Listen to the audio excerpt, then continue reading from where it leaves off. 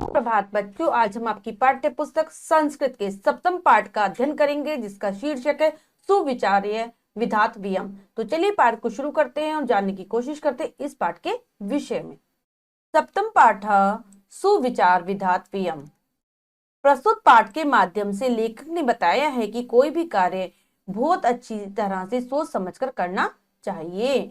तो बच्चों, जो ये पाठ है इसमें लेखक हमें बताना चाह रहे हैं कि कोई भी कार्य को करने से पहले हमें अच्छी प्रकार से सोच विचार करना चाहिए, अन्यथा हमें हानि उठानी पड़ सकती है। तो चलिए पाठ को पढ़ते हैं और इसकी कहानी को जानते हैं। पुरा माधवो नामा कश्चित गोपालकः आसीत्। प्राचीन काल में माधव नाम का एक ग्वाला था। गोपालकः मतलब ग्वाला, जो गायों को चराता है, गायों को अपने पास रखता है, गायों को पालता है। तस्य गृहे नंदिनी नाम कई गौ आसीत्। उसके घर में नंदिनी नाम की एक गाय थी। तस्या दुग्धम विक्रीय स सुखेन जीवनम याप्ति स्म। उसका दूध बेचकर वह सुखपूर्वक जीवन यापन करता था। अपना उसका जो जीवन चलता था, जो भी उसके खर्चे पूरे होते थे, वो नंदिनी जो गाय थी उसका दूध बेचकर चलते थे। एकदा तस्य भागिने तत्र गते सूचितवान मातुल प्रतिवेशन सृष्टिना गृहे मासंत्रम एक यज्ञ संपत्स्यते। एक दिन उसके भांजे ने, अर्थात भांजे यानी कि बहन के लड़के ने आकर उसको सूचना दी, उसको सूचित किया। मातुल मामा, प्रतिवेशन सृष्टिना गृहे मासंत्रम एक यज्ञ संपत्स्यते। पड़ोसी व्यापारी के यहाँ एक माह बाद एक यज्ञ संपन्न होगा। तस्मिन् उत्सवे 50 किलो मितस्य क्षीरस्य आवश्यकताम भविष्यति। उस उत्सव के लिए 50 किलो खीर की आवश्यकता होगी। इदम कर्ण्यम माधवा अचिंत्यत 50 किलो मितम पय अहम दास्यामि। यह सुनकर माधव ने सोचा, विचार किया माधव ने कि 50 किलो दूध मैं दूंगा उसे। व्यापारी को जब खीर की आवश्यकता है तो उसके लिए दूध मैं दूंगा। एतावन मात्रम पय विक्रिय बहु धनम प्राप्स्ये। इस प्रकार दूध की बिक्री से मैं बहुत सारा धन प्राप्त करूंगा। और ये निकस्य भवन से निर्माणम करिष्यामि, और एक मकान बनाऊंगा, एक भवन का निर्माण करूंगा, एक मकान बनाऊंगा, ऐसा सोचता है माधव। अथा प्रसन्न माधवा स्वधेनुम अहा नृशम सेवते। यह सोचकर, ठीक है, इस बात से वो अथा प्रसन्न, इससे वह प्रसन्न हुआ, खुश हुआ, और माधव ने अपनी धेनु की सेवा करना शुरू कर दिया। बहुत सेवा करने लगा वो। तस्या रज्जुम धृत्वा तस्य तृप्ति पर्यंतम प्रभुतम घासादिकम ददाति। वह उसकी रस्सी को पकड़कर जब तक उसकी तृप्ति नहीं हो जाती थी तब तक वह उसे घास देता था, जब तक उसे संतोष नहीं हो जाता था। जितना मतलब अर्थात जितना वह घास खाना चाहती थी वह उसे तब तक खिलाता था। जलम पायती, पानी पिलाता था। विषाण यो तेलम करोती, और उसके सींगों पर तेल लगाता था। प्रातः सायं च ताम तिलकम करोती। सुबह और शाम को वह उसके तिलक करता था। यदा कदा गुड़ादिकमपि भोजती, और कभी कभी जब तब उसको गुड़ भी खिलाता था। स सर्वदा चिंतया मास एक वारम गृहीष्यामि पयोस्या प्राज्यम उत्सवे। वह सदैव हमेशा यही विचार करता था कि एक बार मैं उत्सव पर इसका बहुत सा दूध प्राप्त करूंगा। ये सोच के वह गाय की सेवा कर रहा था माधव कि जब उत्सव आएगा तो मैं इसका बहुत सारा दूध प्राप्त कर लूंगा। इथम सेवा नितस्य तस्य एक मासा व्यतीत। इस प्रकार सेवा करते हुए एक महीना बीत गया। अस्मिन् अंतरे तस्य भार्या मालती पितृगृहात् प्रत्यावर्तत। इसके बाद उसकी पत्नी मालती अपने पिता के घर से वापस आ गई। माधवा ताम तत्सर्वम विस्तारेण आकथ्यत। माधव ने उसे सारी बातें विस्तार पूर्वक बता दी, अच्छे से बता दिया गाय के बारे में कि क्यों मैं इसकी इतनी सेवा कर रहा हूं। तो सत्वरम कुम्भकारस्य गृहात् घटक दशकम कृतवन्तो।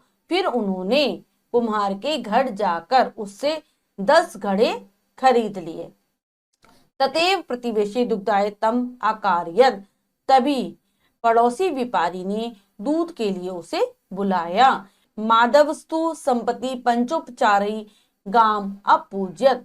माधव ने सप्तपदी और पंचोपचार के द्वारा गाय की पूजा की। पात्र हस्ता दोहनाए गो समीपम अगच्छत, पात्र को हाथ में लेकर वह गाय के समीप उसे धोने के लिए गया, यानी कि दूध धोने के लिए गया। मासेक पर्यंतम दुग्धस्य अदोहनात् दुग्धहीनसा माधव हस्ते पात्रम दृष्टवेव अकुद्रत। क्या होता, पूरे मास तक जब उसका दूध नहीं धोया गया, दूध ना धोने के कारण दुग्धहीन वह गाय माधव के हाथ में पात्र अर्थात बर्तन को देखकर कूदी। माधव कौन है, पुण्येन प्रार्थयति नंदिनी कथम माँ व्यकुलसी। माधव ने पुनः पुनः प्रार्थना की कि नंदिनी तुम मुझे क्यों परेशान कर रही हो, कथम माँ व्याकुलसी, तुम मुझे क्यों परेशान कर रही हो। 50 किलोमित क्षीरम शतवरम यच, 50 किलो दूध दे दो जल्दी से, ऐसी प्रार्थना करी माधव ने नंदिनी से। कौन है, पुनीन दोग्धम प्रयत्मान माधवम सा पृष्ठपादभ्याम ताड़ित्वा रक्त रंजितम अकरुत। बार बार दूध को प्राप्त करने के लिए प्रयासरत माधव ने गाय को पीठ से लेकर पैरों तक मारा, पीट पीट कर क्या कर दिया, लहूलुहान कर दिया।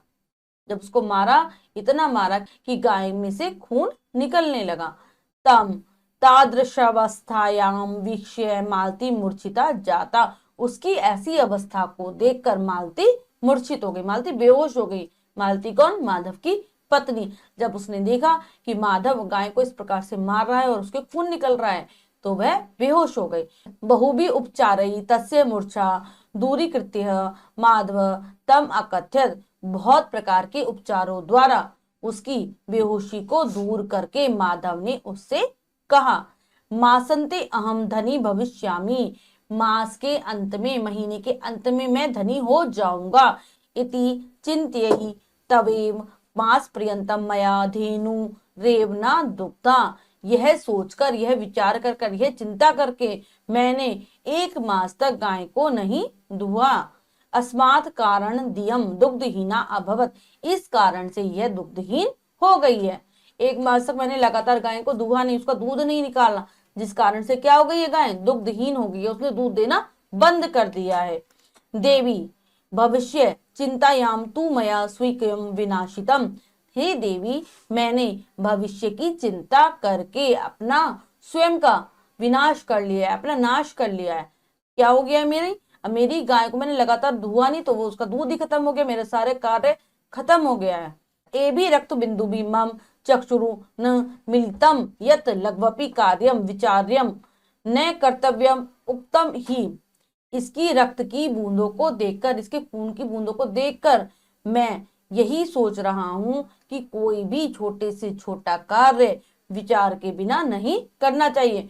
कोई भी चाहे कार्य छोटा हो या कोई भी कार्य बड़ा हो, जब तक हम उस पर सोच विचार ना कर लें, हमें उस कार्य को नहीं करना चाहिए। ठीक है, ऐसा सोचता है माधव, बोलता है अपनी पत्नी को कि इसकी ऐसी हालत देखकर गाय की, मैं यही सोच रहा हूँ कि मुझे कोई छोटा सा छोटा कार्य भी बिना विचारे नहीं करना चाहिए। उक्तम ही, सही कहा गया है। सुविचार्य विधातव्यम कार्यम कल्याणा आकांक्षी या करोत्य विचार्ये तत् सह विषादिति मानवा।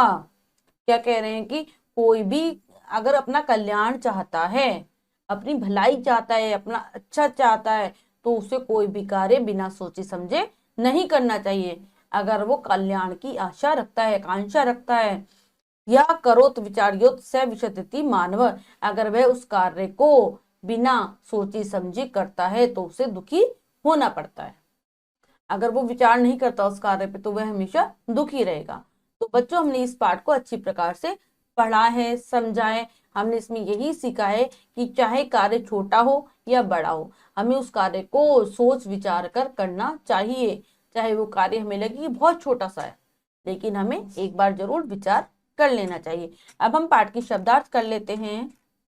शब्दार्थ, गोपालक ग्वाला विक्रिय बेचकर, भागिने भांजा बहन का पुत्र, आगत्य आकर, मातुला मामा, प्रतिवेशिन पड़ोसी के, संपत्स्यते संपन्न होगा, पौना पुनः बार बार, 50 किलो मित से 50 किलो का, शीर्ष्य दूध का, आकर्ण्य सुनकर, पय दूध को, रज्जु रस्सी को, धृतवा पकड़कर, घासादिकम घास आदि को, पायति पिलाता है, अहर्निशम दिन रात, विषाणियों दो सींगों पर, गुणादिकम गुड़ आदि, प्राज्यम प्रचुर मात्रा में, दुहु दोहना, प्रत्यावर्तत लौटा, घट दशकम 10 घड़े, अकार्यत बुलाया, सपदी तुरंत, पंचोपचारी पूजा की 5 सामग्री, गंध धूप पुष्प दीप घी, पात्र हस्त बर्तन हाथ में लिए, सत्वरम जल्दी, यच 2, विषय देख कर, उपगता पास गया, कल्याण आकांक्षिणा कल्याण का इच्छुक, विषीदति दुखी होता है। सभी बच्चे पाठ के शब्दार्थ अच्छे से याद कर लेंगे, जिससे उन्हें भाषा समझने में आसानी रहेगी। अब हम पाठ का अभ्यास कार्य कर लेते हैं।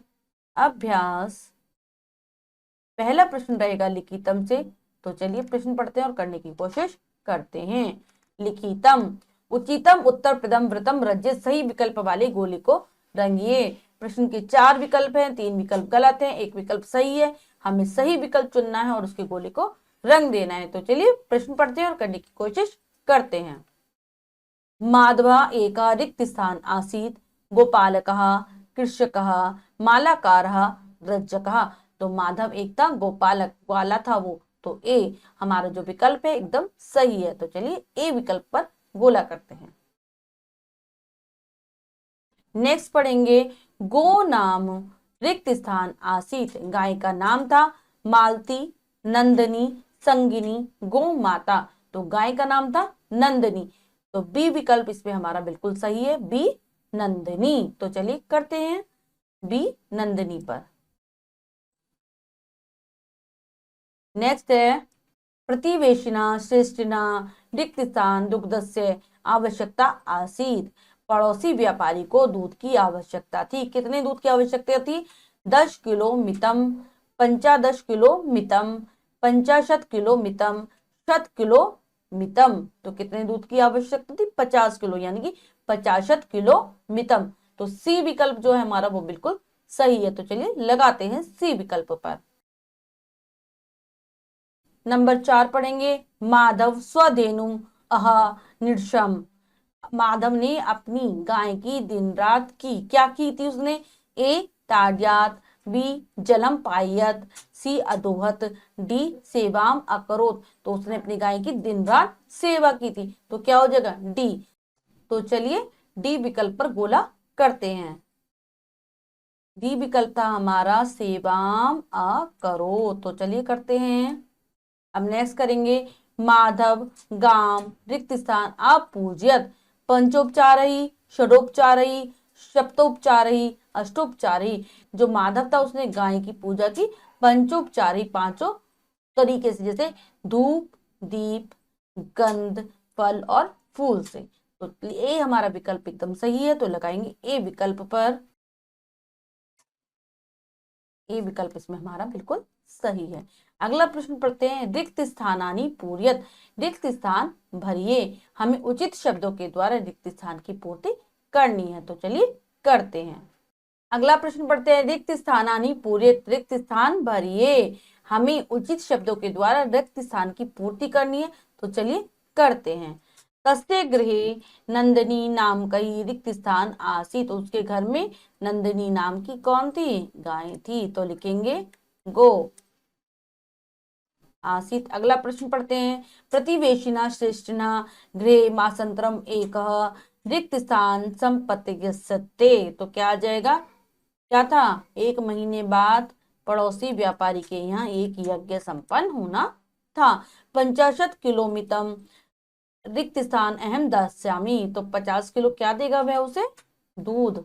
तो पयम।